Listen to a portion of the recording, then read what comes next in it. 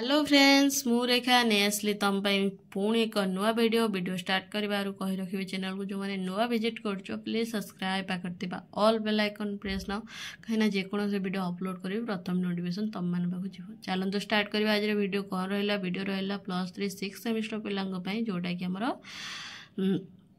Sanskrit honours पिलांई आमर रहा core 13 सरी जाइए कोर 14 भी ज्योतिष शास्त्र सरी जाइए वास्तुशास्त्र लंग क्वेश्चन भी मुझे 8टा सेंड कर देइछि। आज चलवा आउ 6टा अच्छी देखीदबा कौन कौन रही। ओके चलते देखा 8 पर्यटन छाड़ देती एटा 9 नंबर आमर कौन रहा भिन्नान्न वर्णनाम कृते दिक् च भूमि प्रशस्ता भवति ब्राह्मण इत्यादि ग्रामर दिगानुसारे बासर नियम ग्रामर चारि दिगरे ब्राह्मण क्षत्रिय वैश्य व्यतिरिक्त अन्य जातिर लोक मैंने बास करें सुखरे बास करने को इच्छा करुवा ब्राह्मण इत्यादि किंतु पूर्व इत्यादि से निमंते उद्दिष्ट दिग अथवा ग्राम मध्यस्थल रहा उचित। नेक्स्ट पैराग्राफ को कौन अच्छे देखा पैराग्राफ को आम आसिले कौन रहा एठारे मन रखि रखा ब्राह्मण क्षत्रिय वैश्य शूद्र बा इतर प्रसंग में एबेकार समाज रे जन्म दृष्टि कल्पित होता जाति प्रथा कथा एठारे कहुई ना पर ज्योतिष शास्त्र राशि मान प्रभावकारी गुण मान भितर से ब्राह्मण क्षत्रिय आदि 4 वर्ण में विभक्त एणु सही राशि व्यक्ति मैंने केउ दिगरे रहिले सेमानक हितकर सही कथा विचार कर जाति बा वर्ण दृष्टि राशि मानकर श्रेणी विभाग यथा ब्राह्मण वर्ण कर्कट वृश्चिक मीन क्षत्रिय वर्ण मेष सिंह धनु वैश्य वर्ण मिथुन तुला धनु शूद्र वर्ण वृष कन्या मकर पर श्लोक जोठारे ब्राह्मणी भूमि क्षत्रिय भूमि इत्यादि कहुई से राशि मान निमंते से लक्षण युक्ता भूमि उद्दिष्ट बोली कहुई। ब्राह्मण इत्यादि प्रशस्ता भूमि हम बृह संहिता अनुଯାयी जो भूमि स्वाद मधुर कुश परिपूर्ण और घीर बास्ना भली पाश्चायुक्त एवं जो भूमि उत्तर दिग खालुआ अटे एवं ब्राह्मण मानकर सही भूमि श्वेत वर्ण भूमि अटे रक्तर बास्या भली बासनायुक्त स्वादरे कषा एवं सरवण गछ थिबा भूमि लाल वर्णर तथा पूर्व आड़क खालुआ थिबा क्षेत्र मान निमंते उद्दिष्ट से भूमि अटे। दक्षिण आड़क खालुआ थवा स्वादरे आंबिल लगुवा दुब घास परिपूर्ण थिबा भूमि भातर बास्ना प्रति बास्नायुक्त हलदिया रंगर भूमि वैश्य मानक पई अनुकूल अटे। पश्चिम आड़क खालुआ थिबा कला रंगर हाड़ुआ माटीयुक्त काशतंडीयुक्त मदर गंध भली गंधयुक्त कटुरस युक्त शूद्र मानक निमंते उपयुक्त भूमि अटे। एटा हम 9 नंबर गला। 10 नंबर कौन रहा भूमिप्लव फलानी आलोचयते भूमिर खालुआ दिगर आधार विशिष्टता बृह संहिता उत्तर पूर्व दक्षिण और पश्चिम आड़क नीच थिबा भूमि क्रमानुसार ब्राह्मण क्षत्रिय वैश्य और शूद्र मान शुभ फल प्रदानकारी अटे। ब्राह्मण जेकोसी दिग को नीच थिबा स्थान रे गृह निर्माण करिपारे किंतु अन्य माने निज निज दिग प्रति सचेतन रहिबा विधेय।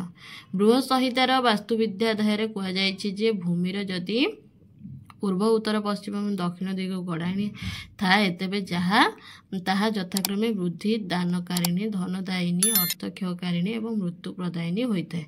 विभिन्न दिग आड़क भूमि खालुआ थिले तार फलस्वरूप यथा पूर्व को धन लाभ अग्नि को दाह दक्षिण को मृत्यु जनित शोक नैऋत्य को धन हानि पश्चिम को सुतक्ष वायव्य को प्रवास उत्तर को धन लाभ और ऐश्वर्य को विद्या लाभ होता है। अतः पूर्वादि नीच थिबा भूमि ग्रहण करने उचित किंतु मझी अंश खाली थिबा भूमि ग्रहणीय नुहे एवं एणे तेणे खालुआ थिबा भूमि शुभंकर नुहे। ओके नेक्स्ट पैराग्राफ जी कौन देखिए लंग क्वेश्चन नुह तुम एगुड़ा सब माने तार अर्थ बतई दूसरी हुए तो एका क्वेश्चन पड़ जापे तो बुझी दे था अर्थ को। 11 नंबर रहा गज कूर्म दैत्य नागपृष्ठ भूमि विशेषाणाम वैशिष्ट्य आलोचित ज्योतिर्दिनिबंध नामक ग्रंथ रे दक्षिण पश्चिम नैऋत्य और वायुकोण उच्चा थिबा भूमि को गज पृष्ठभूमि बोली कहुए। जो भूमिर मझी अंशटी उच्च और 4 दिग नीच ताहाकु कृमपृष्ठ कईच पिठिया भूमि बोली कहुए। से भूमि रे बास करने उचित कारण से स्थान घर प्रतिदिन गृहकर्ता को उत्साह और सुख प्रदान करे। गृहकर्ता प्रतिदिन धन लाभ करी निसंदेह विपुल संपत्तिर अधिकारी हुअन्ति। पूर्व अग्नि एवं ईशान कोण उच्च तथा पश्चिम दिग नीच थिबा भूमि को दैत्य पृष्ठ भूमि बोली कुहाଯାଏ। एथिरे निर्मित गृह रे लक्ष्मी प्रवेश करती नहीं, अधिकंतु धन पुत्र एवं पशुधन विनष्ट होता है। पूर्व पश्चिम को लंबा एवं उत्तर एवं दक्षिण को उच्चा थिबा मझी भूमि को नागपृष्ठ कुहाଯାଏ। एही भूमि रे वास कले कर्तार उच्चाटन, मृत्यु भय, स्त्री तथा पुत्रहीन एवं प्रति पदरे शत्रुंगर अभिवृद्ध होता है। 12 नंबर कौन रहा? सामान्यतया प्रशस्ता भूमयाः काह तासां जीवित मृतान्तिज्ञानम कथम भवेत्। बृहत संहितार वास्तुविद्याय 86 संख्यक श्लोक अच्छी, जोठारे उत्तम औषधीर वृक्ष और लता सुंदर भाव में बढ़ी थाए, माटी समतल होता है, टंगरा हो न थाए, जोठारे बाटोई मध्य आनंदरे बसी विश्राम करिपारे एवं सही अवसर लक्ष्मींकर उपस्थिति अनुभव करिपारे, से भली स्थान रे जे सबुदिन घर करी रहिछि ता कथा बा कौन कहबा।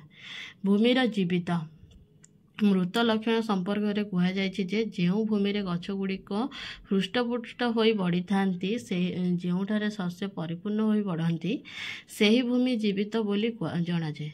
अन्यथा पंडित मानक द्वारा ताहा मृत बोली कहुଯାଇଥାଏ। भूमिर नामांकर संख्या को 4 रे गुणी तिथि बा 12 संख्या को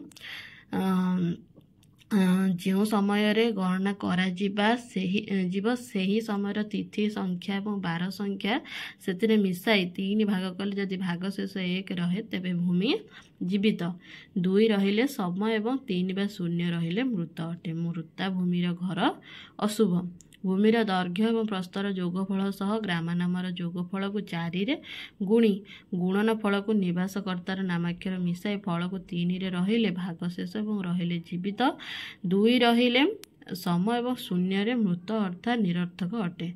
गृहकर्तार नाम ग्राम और दिगर स्वरांक जोग करी 3 रे भाग कले शेष 1 रहिले जगती बा जीविता, 2 रहिले समय और 3 बा शून्य रहिले राक्षसी होता है। राक्षसी भूमि रे वास कले मृत्यु। 13 नंबर आमर कौन रहा? वासयोग्य भूमेह परीक्ष कथम करणीय आलोचित। ओके, कौन रहा? जो भूमि रे प्रस्तावित गृह निर्माण करा जीव तार मध्य भाग रे 1 हाथ विशिष्ट लंबा चौड़ा एवं गभीरता गात खोली खोलाउथिबा माटी रे पुणी पोती देले जदि माटी बळे तेबे उत्तम समान हेले चलनीय, किंतु कम हेले ता निषिद्ध भूमि रे बोली जणा जाए। एथिरे केबे हेले मध्य घर करिबा उचित न। नेक्स्ट पैराग्राफ को जिबा कोन अछि देखिबा। नेक्स्ट पैराग्राफ रे एटा हमर लास्ट पैराग्राफ रहइबो। गृहस्थर हाथ रे हाते ओसार लंब गभीरता खात खोली से पानी पूर्ण कर दिज्व। किसी समय पर जदि पानी से रहा तेबे उत्तम, सुखीगले अशुभ। जदि दक्षिण वर्त हुए तेबे सुख, किंतु जदि बाम वर्त हो घूरे तेबे मृत्यु।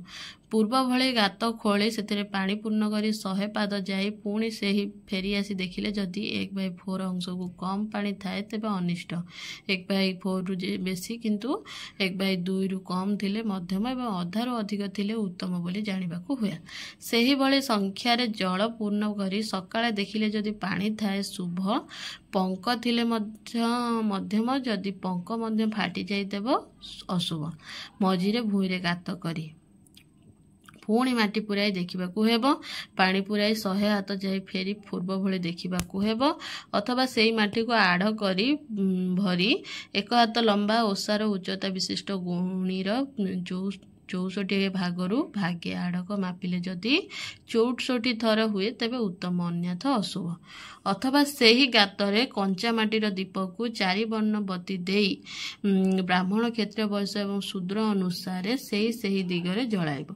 जो बत्तीटी अधिक समय पर्यंत जलिब सेही भूमि सेही वर्णर होइथिबो, अथवा वर्ण क्रमानुसार धला, लाल, हलदिया एवं कला रंगर फूल को एकाठी करी से गातरे संध्या बेले रखी सकाळे देखिले जो फूल मौली जाई नथिबो सेही फूल अनुसार सेही वर्णर व्यक्ति पई सेही जगह उत्तम बोली जानिबो।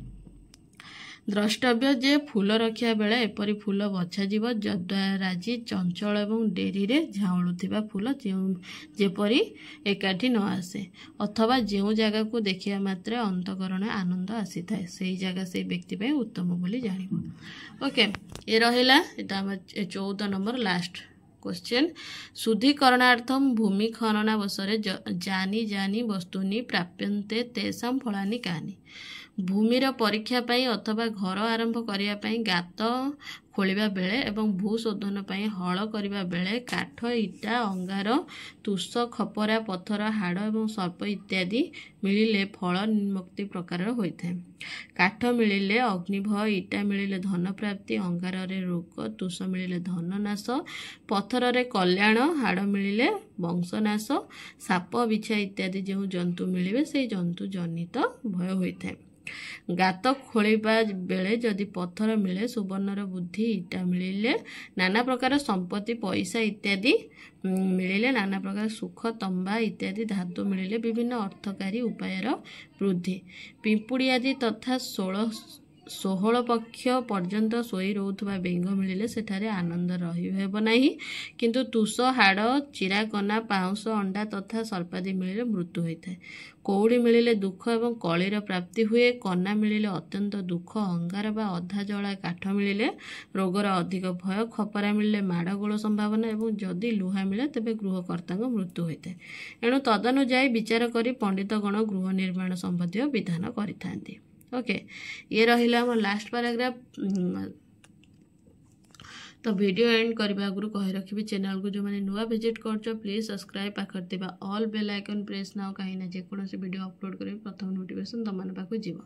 लाइक करो, तम संग मानू शेयर करो, कमेंट माध्यम रे जणाओ मते आउ तमरो कोन सब दरकार। ओके, रोची फोन देखा आउ एक नुआ वीडियो रे। टाटा।